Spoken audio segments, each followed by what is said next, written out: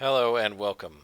I am Scarperlock, and this is City of Villains. On the Rebirth server, we are with our level 29 Mastermind, Nightmare Lass, who has 900,000 XP, on our way to a million, 156,000 to go to get to level 30, 122 million infamy.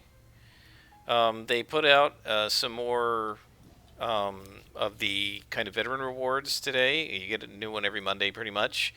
And this, I now am in the stage where I can start asking for packs. So I got some more packs.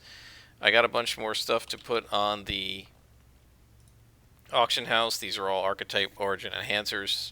Put them all up for like 10 or 100,000, and we'll see what sells. I've got 122 million influence infamy right now.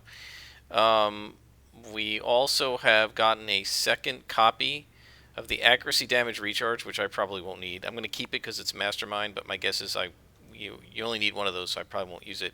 At that point, I'll sell it, but I'll keep it for now. One of the things I definitely want to do is build up enough infamy and enough prestige, and we're going to need like another 120,000 or so, but to buy a larger, maybe 200,000. It's $95,000 infamy to buy, or prestige to buy an enhancement table where you can store enhancements, and then I can get these out of my inventory and just put them in the vault in the base. And then I want to build a bigger workshop, so this way we can hold more salvage and stuff, because we're going to need to be. I'm getting close to needing to store more of this as well. So let's see, we can put some stuff in the vault.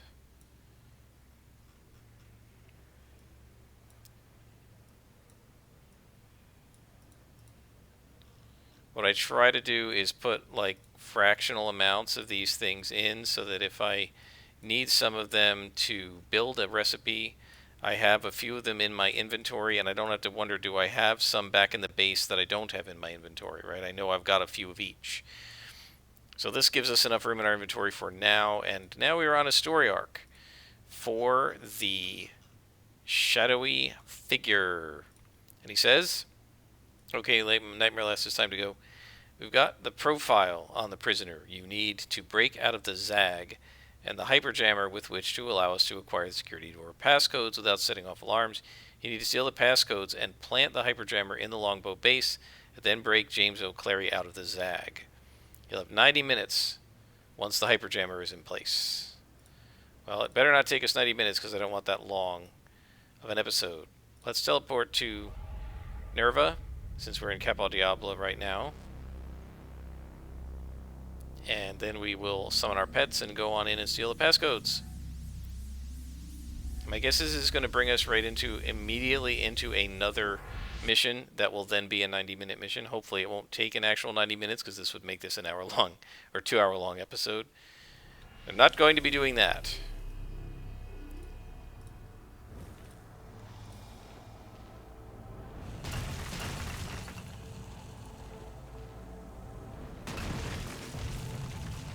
We, by the way, still have, in the salvage here, we still have 6 hero, 9 winter, and 9 rogue and vigilante packs. So I've still got a lot of those to open. I'm not opening them all at once, mostly because the email is just so clogged up. I want to try to do things one at a time, or a few at a time, just to avoid getting too much email clutter. Alright, in we go. I still want to know if the Zag is supposed to be the Zig, or is that a different prison? Not sure about that. Does it say in the clues? A prison known as the Zag. Okay, so this is a different prison from the Zig. That's really confusing and weird. Okay, there's a lieutenant. Just go get her.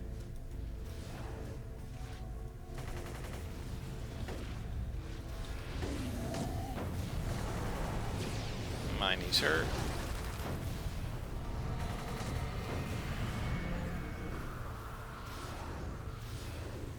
Let's go, guys. Guess it was a mistake to hit the lieutenant first. I should have hit the minion first. Oh, and we got another one over here. That's not good.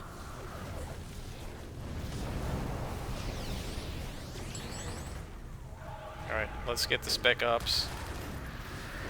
Finish them quickly.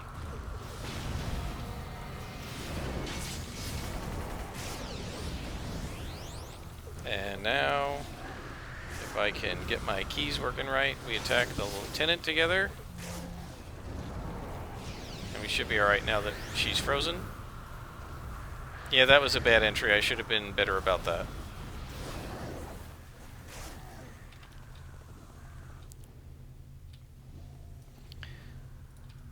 Alright, let's see. We can hand out some of these pills. We don't really need the greens. There are that many greens, and I'd really like some break freeze. Those don't drop as often as the others.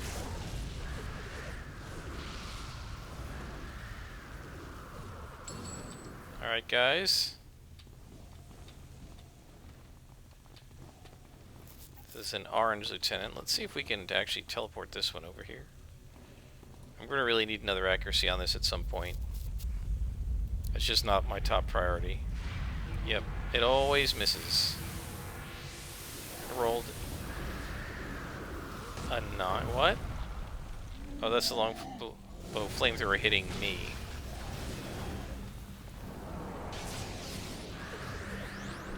Yeah, it doesn't always show the, doesn't seem to always show the 2 hit rolls for the teleport power.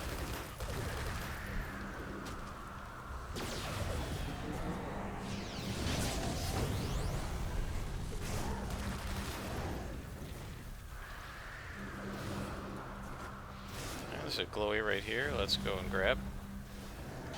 My guys have the attack under control.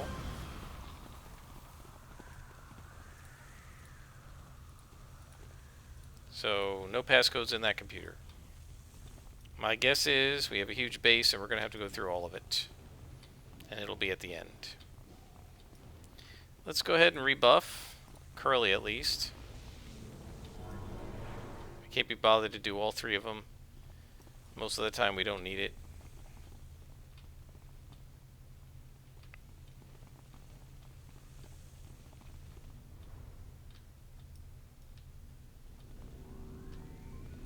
Okay, there's nothing in here.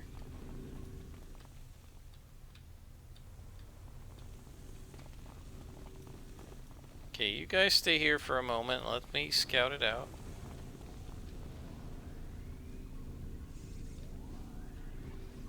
Okay, not so bad. They can attack. Yeah, so one of the things I was listening to... I can't remember whose video it was. I was listening to somebody talking about... Might have been Matt Colville talking about Dungeons and Dragons, and talking about how people can get very attached to their characters, and how a lot of new players, and in fact I would argue it's not just new players because I've seen veteran players do this, although it happens more with new ones. Lots of new players and even some veteran players will kind of go overboard on how they think about their character. They will kind of, they identify with their character, maybe a little bit too much. New players do this because they make a character that's almost exactly like themselves. And then, if something bad happens to the character, it feels like something bad is happening to them. Right? After all, it's my character. If something bad happens, and if it's me, right? If it's just me in a superhero costume, then if something bad happens to Nightmare Lass, then I feel like it's something bad happening to me. And I've had this experience a lot.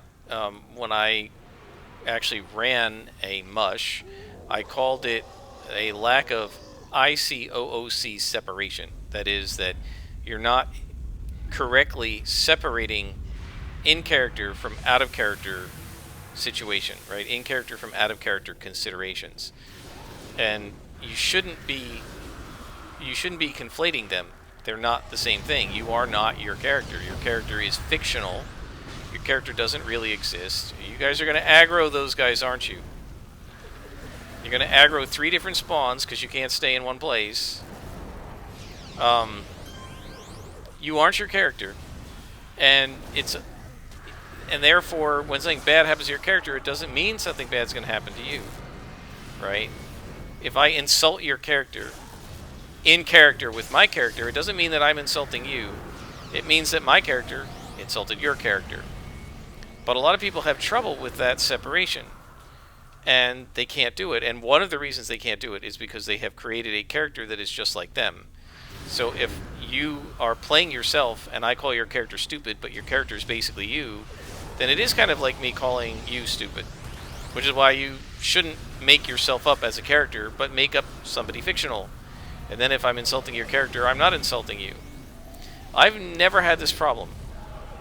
Literally never. In all the years I've played, even when I was a beginning role player, I never had this problem. I never conflated myself with my character. I had friends who did, but I never did. And my best friend never did either. And we've been playing role-playing games together since we started playing D&D together in 1982. And so then I started wondering, okay, why haven't I had this problem? I was a beginning role player once too. And I didn't necessarily make characters that were wildly different from myself originally. I do now. A, because it's fun, and B, because I know the dangers of being unable to separate yourself from your character. And it's just safer to play something nothing like you. And then if something bad happens to the character, or somebody insults the character, they're not insulting you, it doesn't matter because it's a fiction, right? It's a made-up character. It's not you, right? You aren't the one being called an idiot. Your character is, and if they're nothing like you because I'm playing a female demon-summoning person who likes to reach into people's nightmares and bring their nightmares to fruition and likes torturing people, which is nothing like me, right? Then you can call Nightmare Lass every name in the book and it's not going to hurt my feelings because you're not calling me those names. You're just calling Nightmare Lass those names. So I've never had this problem. And I struggled when I first encountered a guy in, I guess it was 9th or 10th grade. He was a year younger than we were. When I first encountered him doing this, I was completely bewildered. Why are you doing this? Right? This doesn't make any sense to me. My other best friend, didn't act this way, and so I'm like, why? Why are you freaking out? He would, you would say that the villain is going to attack his character instead of somebody else on the battlefield, right? And they're all being played by other players. The villain's attacking your guy, and his response would be to get really mad. I mean, his face would get all red. He would grab his character sheet, hurl it across the room, and say, "Fine, let him die. See if I care." Of course, the reaction proves he does care. And I don't even know that he was playing himself that much, but he got really wrapped up in his own character. And he just got upset whenever anything bad happened to his characters. Now, some people just don't want anything bad to happen to their character. And that happens too. But again, I think a lot of times it's because they are identifying too much with their character. And they're not realizing, not really kind of internalizing the fact that this thing is a fiction and it isn't real. It shouldn't be real. But again, I said, why didn't this happen to me? I was young when I started playing D&D. Realistically, you would think that I would have done some of these same things. And I thought about how I started playing D&D and other role-playing games, and the first one I played was, of course, Dungeons & Dragons. And when we started, my best friend and I, we didn't have anybody else to play with. It was just the two of us. And D&D is a party-based game, right? You really can't easily play it, and especially back in those days when it was just dungeon crawls, you can't easily play this game with one person, right? And a DM. Now, you can. I mean, it is possible, but you have to know what you're doing, and you have to plan accordingly. You can't just go buy a module like The Secret of Bonehill, which is meant for, 4 or 5 or 6 characters of levels 2 to 4, and put a single character in there by himself and think that character is going to be able to survive. They're just not. And by the way, the reason I'm doing all this pulling is because I know there's another platform above there with more guys on it, so I don't want to over aggro because my guys are idiots and they will do that. So I'll just continue talking about D&D. When we started, it was just 2 of us, and you really can't easily solo D&D without the DM really knowing that it's possible and knowing how to do it, which we didn't. We were kids. We were just following what the modules said. And so the module said you needed 5 or 6 characters, we would make up 5 or 6 characters. And so my friend would DM most of the time, and I would play, and we would each make up half the characters, and we would like pick. You know, like when you're picking teams in grammar school to see who's going to be on your team to play soccer or kickball, we'd start out and go, okay, you know, we'd roll the dice, and whoever got the high roll would say, okay, I get to pick first what character I want to have, and I want to have the fighter. And then the other guy would say, okay, well, I want to have the magic user. And I'd say, all right, well, I want to have the cleric. And so we would just pick characters like that. And then we would make those characters up, and then one of us would DM the characters, would DM the adventure, and the other would play all of the characters, all of them. So my first experience playing D&D, I was playing 6 characters, 5 characters. At one point, we wanted to play every class and subclass in the game, and there were 10 of them. Magic User, Illusionist, Paladin, Ranger, and so forth. I think they didn't have Barbarian and Warlock, so there are 12 classes now, but there used to be 10. And we said we should make one of each, and we made what we called a full party, one of each. And I played all 10 characters, and he DM'd. I got like 4 of them killed, and the first one I got killed was his druid. Died to a poison needle trap. And no, I wasn't stupid. I didn't fail to check for traps. I checked. It's just that the level 1 thief didn't have very good trap detection skills. And so I checked. The DM said you don't find any traps. And, you know, yeah, there was a trap. Poison needle, save versus poison or die. And he died. So, yeah, we used to play a bunch of characters at once. The advantage of this is that when I started playing D&D, playing all these characters at once, I basically viewed the characters as complicated playing pieces to play the game. Right? There were 10 of them, and they were just my playing pieces. And although eventually we started playing just 2 characters at once, as we got more players to play with us, eventually we switched to playing 1 character at a time, especially once we started playing champions. We did that. Even though we went back to playing 1 character at a time, or began playing 1 character at a time, because I had started out thinking of the characters as my game pieces when there were multiple characters, then when there was only 1 character, I still kept thinking of it as my game piece. And if it's your game piece, there's really no reason to get upset if something bad happens to it. You don't get upset when the thimble goes to the get out of jail to the jail space in Monopoly. You don't get freaked out when your Risk Roman numeral pieces get killed and have to go into the tray in Risk, right? They're not you. They're just game pieces. And so similarly with superheroes or Dungeons and Dragons, playing a character like this, Nightmare Lass is my game piece. She's what I use to play the game. She's not me. Neither has Silver Phoenix been me. Neither has any of my other characters, such as Tiger Shrike. They're not me. They're just the game piece I use to play the game. Now, it's not surprising I'd say these characters aren't me, because after all, they're female characters and I'm a male. That's one of the other tricks that I use, and one of the reasons why I purposely play females more often, a little more often than I play male characters, because there's no chance of confusion. What's going on here, Mo? What are you doing? Why are you laying there? Let's see if I can get him to get up. Otherwise, I'll have to resummon those guys. All right, let's unsummon him.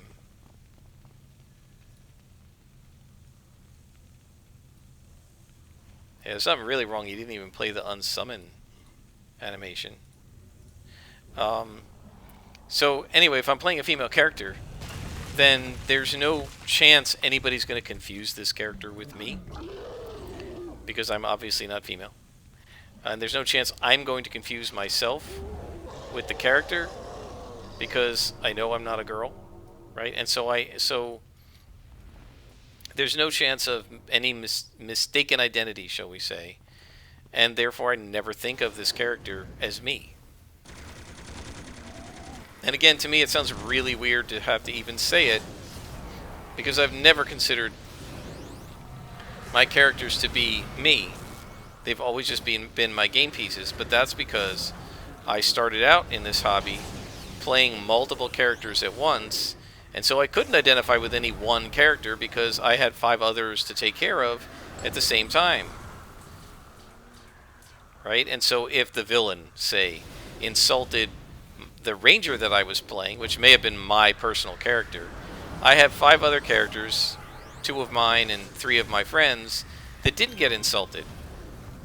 Right? And so there's no reason to identify more with that particular ranger than with anybody else, and so there's no reason to get insulted.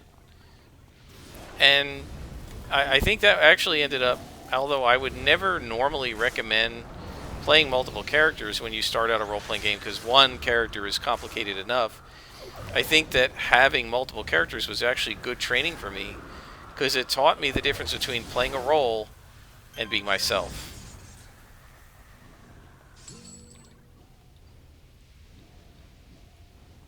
I have no idea where this thing is that we're looking for. I'm betting it's not up this way. But, yeah, I don't know. Okay, that's the prison, so we don't care about that. Come with me, guys. Do not attack the prison doors. That's a waste of time. I'm betting it's going to be south, but let's just check while we're here because I don't want to come back.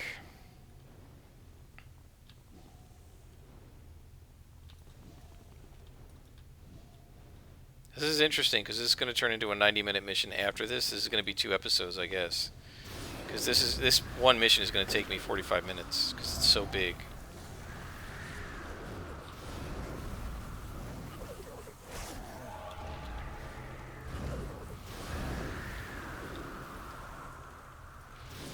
Yeah, from a mission design perspective, I'm really not sure, other than making a time sink and trying to make us take time at it, what the logic is behind making such an enormous map to find one glowy. Are you stuck again? Is that the same guy? No, that's Larry this time.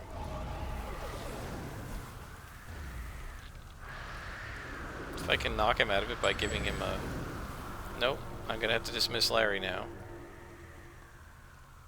That's really annoying. I don't know why they keep getting stuck like that.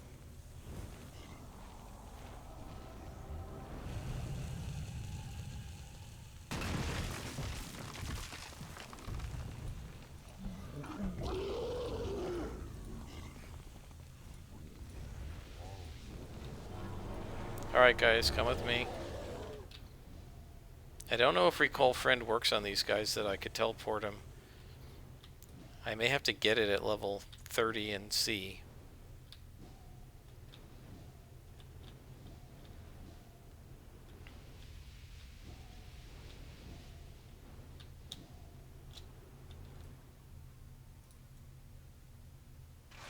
Come on guys, why are you so far behind? What is taking them so long? They got lost in the sewers last night too.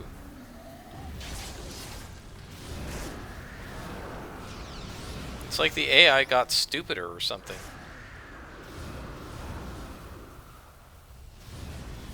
So yeah, when it comes to role-playing, like real role-playing, not what we're doing here where we're just running missions, but when you're actually playing the role of your character, doing your character's dialogue, etc., it's always important to remember you are not your character. What's happening to your character is not happening to you. There's a glowy, so you guys are going to stay here.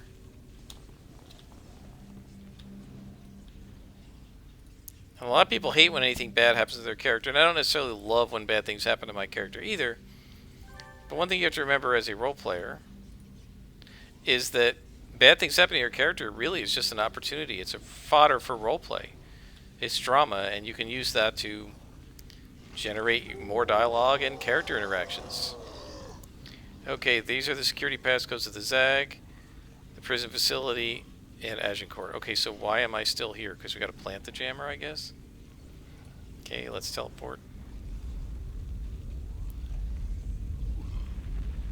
And kill.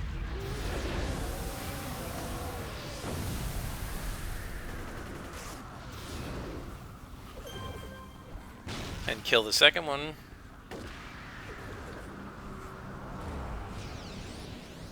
Yeah, these guys are getting knocked down, and the knockdown is just causing some glitches. And I can't stop them from getting knocked down. This buff doesn't do knockdown defense. Right? It does disorient, sleep, immobilize, fear, and confuse defense, but not knockdown. I hear another glowy, and there's a boss. Okay, so let's give Curly Hell on Earth. I got too close.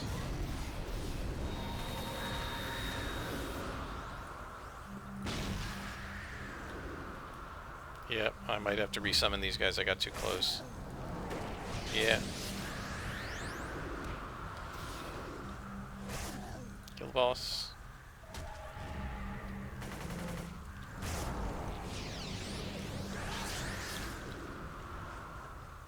Again, we got this with him. Why do they keep in this base getting to the point where they can't... I have to keep dismissing them and resummoning them. That's just ridiculous. Why is it so buggy?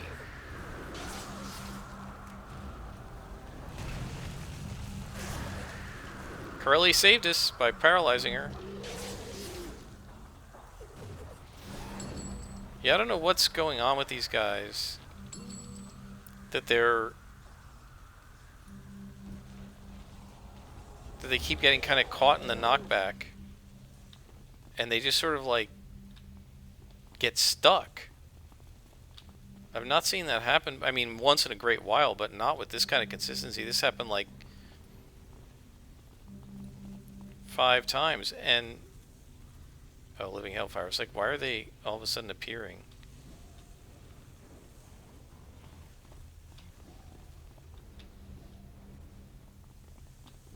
Okay, this must be the thing that we're going to plant. Where are we on time?